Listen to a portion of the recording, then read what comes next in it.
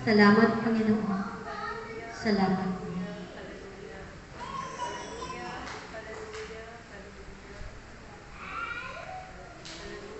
Ako ito, aking mga anak. O ang inyong Panginoon. O patuloy na nag-aalay ng aking buhay para sa inyong lahat. Ako'y pinako sa krus upang kayo ay bigyan ng buhay.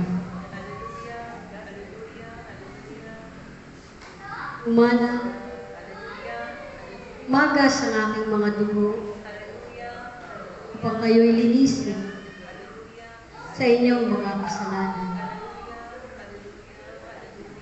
Aking buhay ay pinagkaloob ko sa inyong lahat.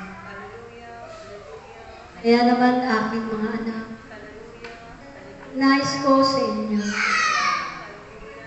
alay niyo rin sa akin ang iyong buhay. Alay niyo sa akin ang inyong sarili. Alay niyo sa akin ang inyong paglilingkod.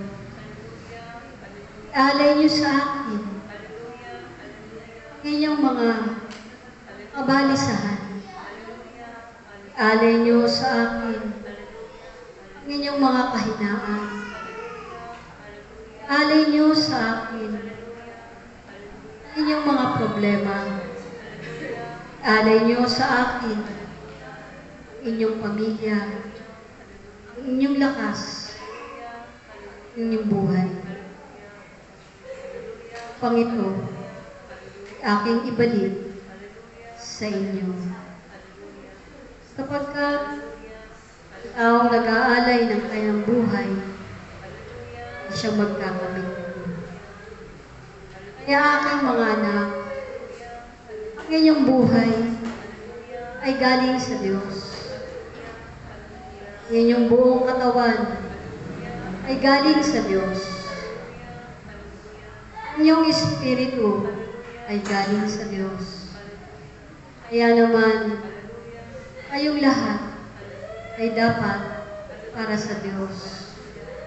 Kaya aking mga anak, ito ang araw ng ating pagtitipan. Inisin ninyo ang inyong puso. Inisin ninyo ang inyong isipan. Alay niyo sa akin ang lahat ng yan. At ako ang magbibigay sa inyo ng kalinisan. O ang babago sa inyo, mga anak. Akin ang pinagkaloob sa inyo aking buhay. Kaya naman, gaway ito. Ang inyong buhay ay alay niyo rin sa akin. Aking mga anak, ito na ang panahon. Ibigay niyo ang inyong buong sarili, ang inyong buong paglilingkod, sapagkat napakarami pa ang dapat natin gawin. Ito ang taon na kailangan kayong magkaisa, sapagkat sa pag-aalay ninyo ang inyong pagkakaisa sa gawain ng Ama, maraming kayong maliligtas. Magkakaroon ng kapayapaan ang inyong bayan. Magkakaroon ng kaligtasan ang inyong bansa. Magkakaroon ng kapayapaan ang inyong mga bawat tahanan. At ang kasaganaan sa inyong pamilya ay pagkakaloob ng Diyos.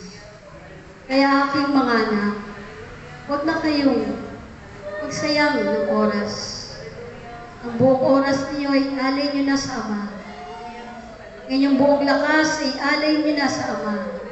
Sapagkat ang lahat ng pagpapala, lahat ng inyong hinihiling ay tutugunin ng aking Ama.